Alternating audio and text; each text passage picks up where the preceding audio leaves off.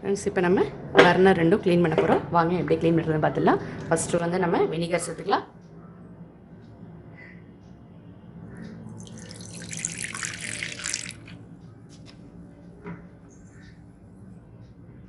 இப்போ இந்த வினிகருக்கு ஏற்ற அளவு நம்ம தண்ணி சேர்த்துக்கலாம்.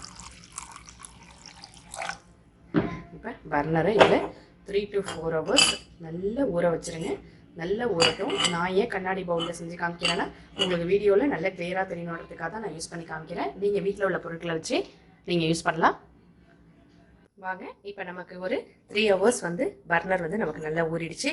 நம்ம எப்படி போட்டிருந்தோம் பாருங்க, போடும்போது எப்படி இருந்துச்சு, இப்போ எப்படி இருக்கு பாருங்க, நல்லா ஊறி வந்திருக்குது. இதுலேயும் பாருங்கள் நமக்கு அப்படியே கைகளில் தொட்டால் டர்ட்டி எல்லாம் ஒட்டுது.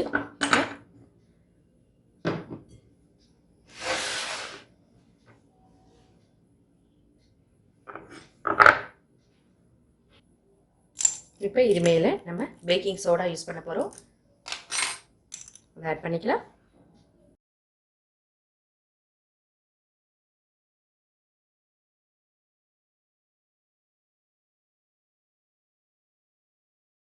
நல்லா இந்த அளவுக்கு நமக்கு அந்த பிளாக்னஸ்லாம் போயிருக்கு. இதே மாதிரியே அடுத்தது பேக் சைட்லேயும் உங்களுக்கு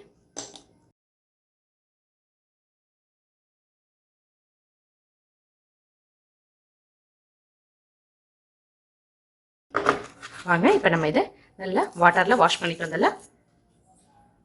அதான் நம்ம நல்லா வாஷ் பண்ணி எடுத்துட்டோம். இதோ பாருங்க எவ்வளோ பிளாக்காக இருந்துச்சு.